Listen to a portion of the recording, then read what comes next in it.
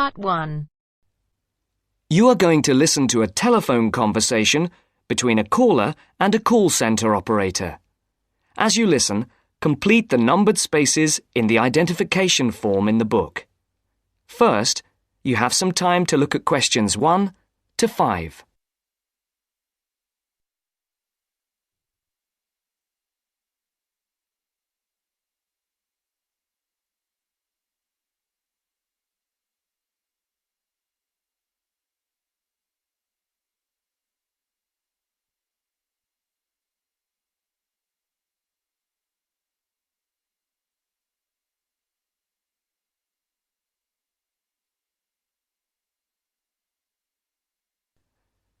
You should answer the questions as you listen, because you will not hear the recording a second time. Listen carefully and answer questions 1 to 5. Platinum Card Service, Rebecca speaking. How may I help you? I've got a few problems with my credit card account. Okay. What is your credit card number? Let's see. It's here somewhere. Here it is. Can I just take the card number, please? Yes, it's 6992 6992 3443 3443 1147 1147 8921. 8921. Right. Can I just check that? 6992 3443 1147 8921. That's it. And your name? Carlos de Silva. I just need to check a few details for identification and security, if you'll bear with me. That's okay. And what's your postcode? SE1 8PB. SE1 8PB. That's it. Vauxhall Close, London? Yes, that's right. And the house number? 43. And can you give me your date of birth? 13th of the 7th, 63. And one further check, if I may. Can you give me your mother's maiden name?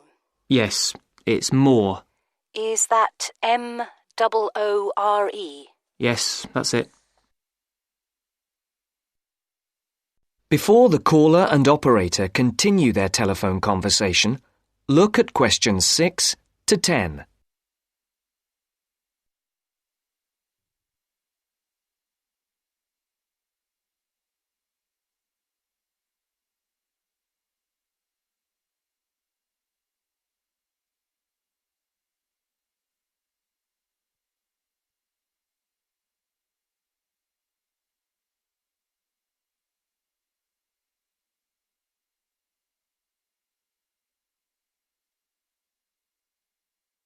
Now listen to the next part of the conversation and answer questions 6 to 10.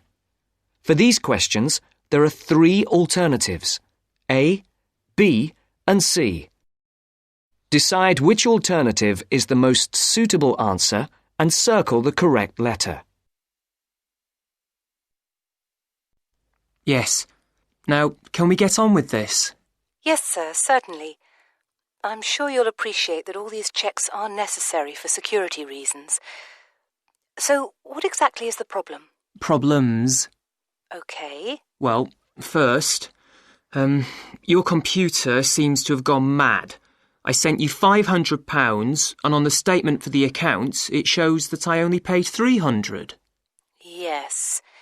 The account does only show £300 was paid. Well, I paid the £500 in at the bank and I have my receipt, and my bank statement shows that £500 has been taken from my account. Oh, I see. What I'll do is check with the bank and see what they say. OK. You said there was something else? Yes, as if that wasn't enough. My account shows that £107.27 was paid to a company called Pan Express. I don't know who this is. Let's have a look. Well, it is genuine. I can assure you it's not mine. It was made on the evening of the 12th of May. Maybe it's a restaurant bill you forgot about? There's no way that... Oh, wait, hold on. Yes. Oh, it's okay. I've just realised what it is. It is a restaurant bill. The name of the company is different from the name of the restaurant.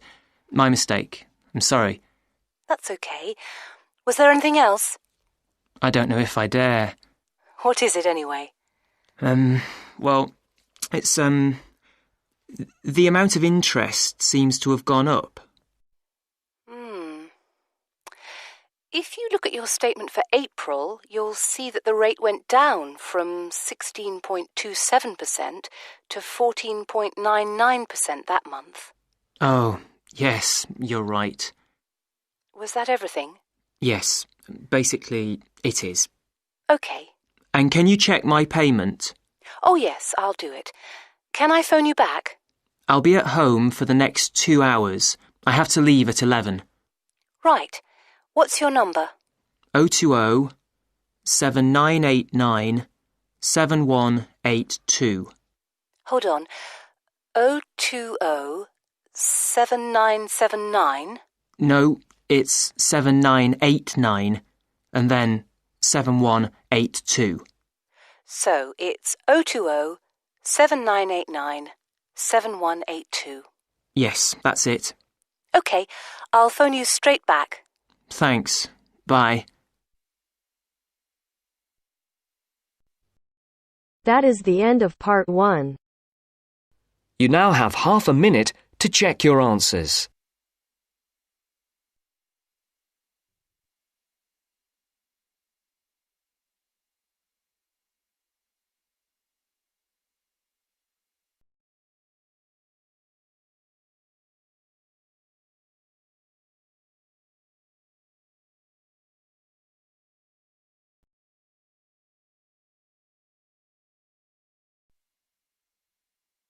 Now turns to part 2.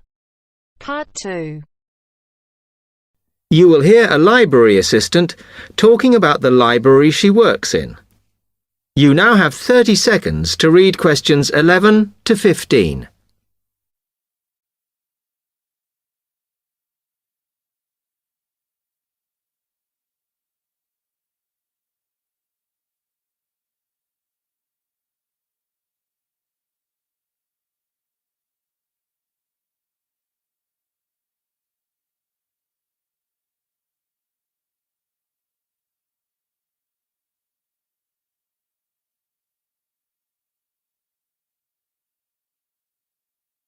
Hi, can I help you? Yes. I wanted to join the library. Okay. First of all, let me show you round the library and explain a few things for you. Okay, now we're here at the main entrance. You can see the reception, which is where you bring back and take out books. And also, we can order books and answer your questions there. Next to the reception, where you can see those old desks, is where we keep the magazines, because you can sit down and read there. They're divided into sections for sciences, geography, arts, etc. Then, at the back of the library, you can see the section for old books. Next to that is where the books proper start. That used to be the science section, but now on those shelves you'll find the art section. We had a big reorganisation in the summer, which I think has made it clearer. The numbering is standard, so you should be able to find what you want quite easily. However, if you can't find something, it probably means it's been borrowed. Okay, then in the corner next to the reference section is where we thought it was quietest and away from the phones and printers and things, so we've put the study desks there. They all have computer access if you need it for your laptop. We do ask that you don't just read magazines there, though. Okay, then there's the reference section, where you can look up the files. Then, as we come back to the main entrance, is the next section, where we used to have the languages. It got very busy and noisy, so when we moved everything round, we decided to put the law books here. Also, because it's a smaller section, it fits quite well here. OK then, we're back at the main entrance. Over there, by reception, there's a door that goes to the extension. And we have further sections, such as languages and study desks through there. So you could have a look round when we've finished. Then, just between reception and the door here, is where we decided to put the computers. But the computer magazines are in the magazine section, as we found too many went missing here. OK, is that everything? You now have 30 seconds to read questions 16 to 20.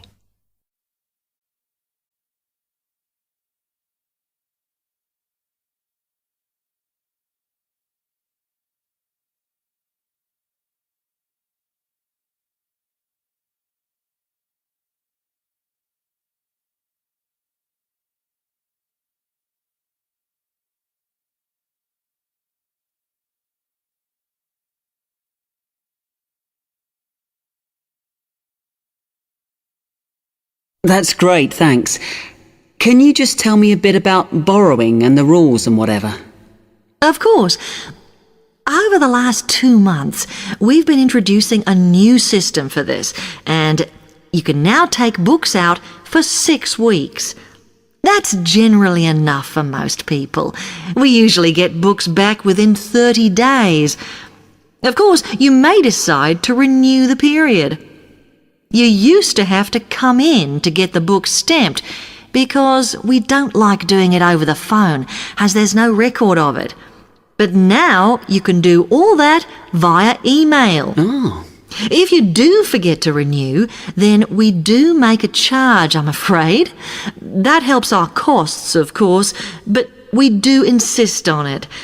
The good news is that there is only one charge. I know some libraries charge £1 for 1 week and then it goes up with each week it's late. We ask for £1.50 as we think that's high enough to stop people being overdue. The other thing you may want to know is what you do about books that are not on the shelves. We do have a system for reserving them. All you have to do is fill in a yellow form behind those blue ones on the desk and give it to someone at reception. We'll let you know when it comes in. Also, sometimes you will need a journal article that we don't have but can get from other libraries. So we offer an ordering service if you need it. Now, if you'd like to fill in this form here.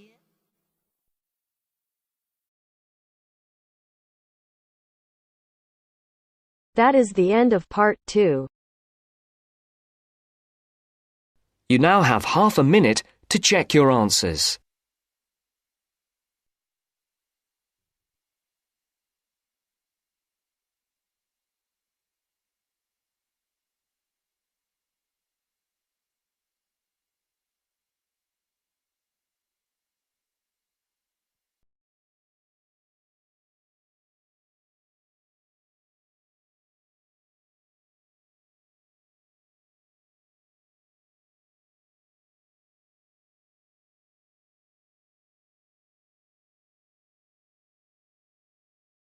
Now turns to part 3. Part 3. You will hear a business studies student called Sam talking to his tutor about an IT project he is going to do for a local company called Turner's. First, you have some time to look at questions 21 to 26.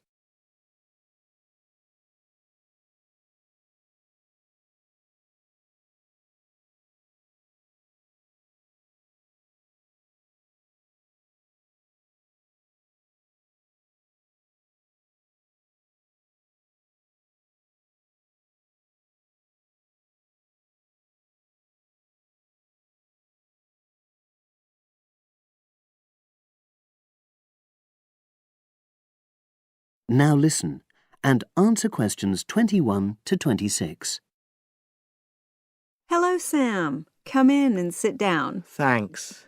You're here to discuss your company-based IT project, aren't you? Yes, I've been to see the manager and he's given me a lot of ideas about projects that the company would find useful, but I wanted to ask your opinion about them before I choose one. Yes, that's fine. Now, this company's called Turner's, isn't it? That's right. It's a small engineering company. They make machine components for trade use. They're well established. They started in 1976, but they're a bit old-fashioned. Okay. And what kind of projects did Turner's suggest you could do for the company? Well, they want some improvements made to their customer database. The one that they've got at the moment isn't very useful in some ways. I had a quick look at it. That would be a very straightforward project, and it'd be simple enough to evaluate, but I don't think you'd get enough out of a project like that. You wouldn't learn anything new. Well, another project they suggested is to do with their online sales catalogue. At the moment, customers can look at their products, but they can't actually order them online, which must affect their competitiveness. But I said I thought it would take too long. It's quite a big task. You're right. It's too much for the time you've got. It's a pity, though. Then they want some help with their payroll system. At the moment, the way they calculate pay involves a lot of manual accounting. I suggested they could have a system where employees register electronically when they arrive and leave work, so the hours they do could be transferred automatically. I think you'd get a lot out of a project like that. It would extend your skills, but it wouldn't be too much to take on. A student did something similar a couple of years ago, but this is slightly different. Well, then they need help with their stock inventory. They do everything manually. Really? Yes, and it takes so much time. It's probably very inaccurate, too. An electronic inventory would probably be the biggest single benefit for the company. I'm surprised they haven't had it done before. I know. Then they wanted to improve their internal security. The manager had visited other companies where the staff use swipe cards to access various areas of the building. It sounded useful, but the trouble is I'm not really sure how to do it. Well, I think you're right in that assessment. At the moment, it's probably a bit beyond your level of knowledge. Is that all? Just one more. Customer service. They want to be able to collect feedback from their customers in a more systematic way. At the moment, it's a bit of a mess, and they probably lose business as a result. Would that involve you going to see customers at their own premises? Because in that case, you might have to do a fair amount of traveling, and that would incur expenses that haven't been agreed with these companies. I never thought of that. Well, it might not be a problem, but it's something that needs clarifying. Well, I hope that's been helpful in narrowing down the options. Yes, it has, thanks. I'll be able to make a decision now. But while I'm here, can I talk to you about coursework? Sure. Now you have some time to look at questions 27 to 30.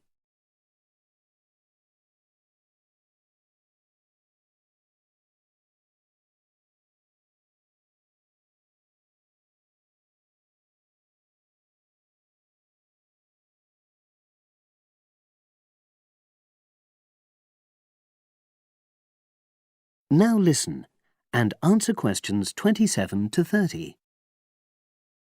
I'm not very happy about the way our group assignment is working. There are some problems. Oh, dear.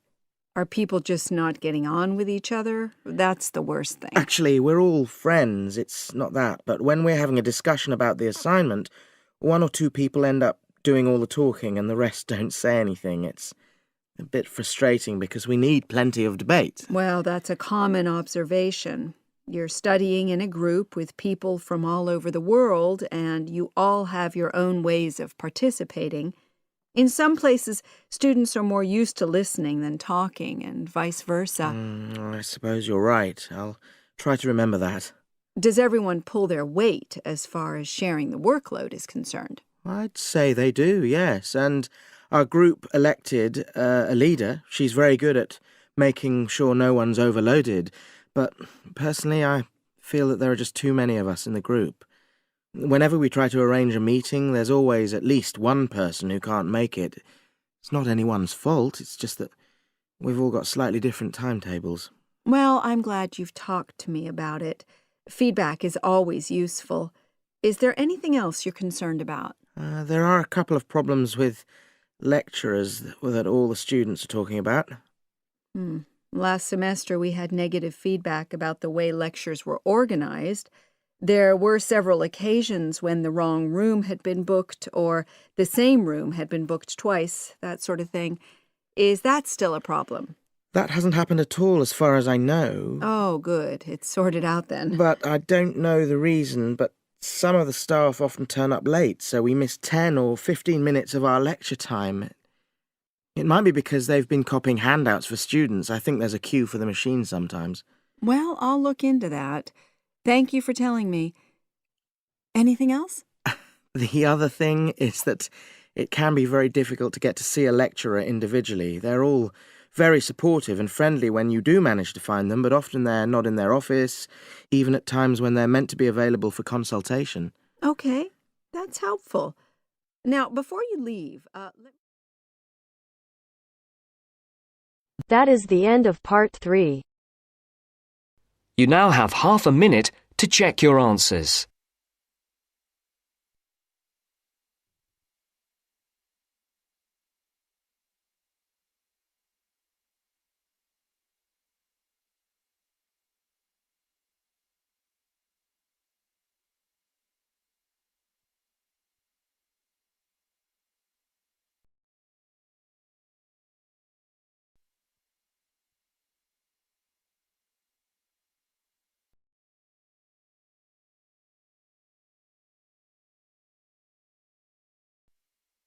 Now turns to part 4. Part 4. In this section, you'll hear an interview on IQ tests. First, you have some time to look at questions 31 to 40.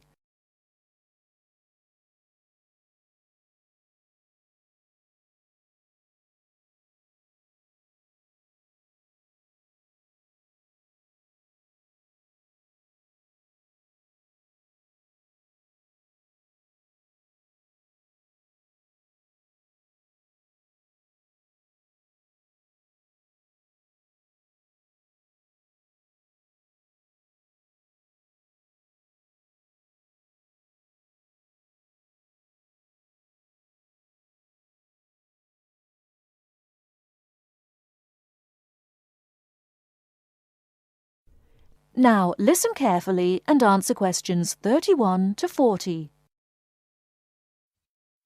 Mrs. Kellerman, a specialist in child psychology, is interviewed by Bridget. Mrs. Kellerman, why is it that some children perform much better than others at school? Obviously, it can't be denied that certain children are brighter than others, but it's not as simple as that. A lot of emphasis is placed on intelligence measured by tests, so-called IQ tests, which only measure certain types of intelligence, such as basically linguistic and numerical skills, or reading and mathematics to put it plainly, which is unfortunate because some children are bound to suffer. A good example was a friend of mine's son who was kept out of the top class at school because of his average IQ. That's around 100. His father, though he had no idea his son was going to be an architect, always said he was a clever child. Apparently, he was able to picture things in his mind and draw accurately at a very early age. The point is that his university life might not have been so difficult if his ability had been recognized sooner. What you're saying, then, is that some children have abilities that are not easy to measure, that aren't appreciated by many schools. Precisely. And if these schools are not spotted sufficiently early, they cannot be developed. That's why, in my view, there are so many unhappy adults in the world. They are not doing the things they are best at. What are those other kinds of intelligence? How can we recognize them in our children? Well, take musical talent. Many children never get the chance to learn to play an instrument, but while they might not become great artists or composers, they may get a lot of pleasure and satisfaction. Musically gifted children are fascinated by all kinds of sounds, car horns, animal noises, and so on, and they can easily recognize tunes and sing them in key. How can a parent encourage them? Sing to them and teach them new songs. Buy a piano or even a cheap instrument such as a recorder. If you can afford it, send them to music lessons as soon as possible. Play recordings of different instruments to them. What about a child who is good at sport? Could that be described as a form of intelligence? Most certainly. We psychologists call it motor or bodily intelligence. These children move gracefully and handle objects skillfully. A child who finds it easy to take things apart and use various tools may well become an engineer with the right encouragement. We should give them models to make and take them to science museums. However, unless these children are also good with words and numbers, they will probably not do well in school examinations. Is there anything a parent can do to help in this case? Yes, it may be worth spending money on private lessons, but, hardly anyone is good at everything. In my opinion, a child should be judged on his individual talents. After all, being happy in life is putting your skills to good use, no matter what they are. That is the end of part 4. You now have half a minute to check your answers.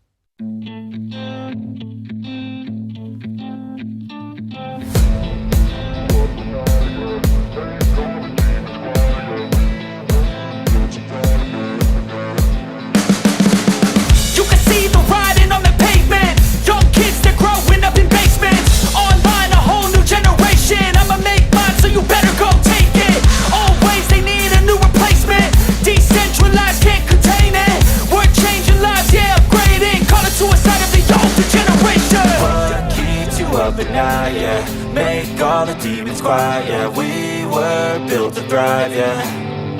I think that we've all had enough. What keeps you up at night, yeah. Make all the demons quiet, yeah. We were built to thrive, yeah. I think that we've all had enough. Oh yeah, I think that we've all had enough. Sick of dealing with the old plan. They know that we're calling it wrong. You got me like, oh yeah, I think that we've all had enough.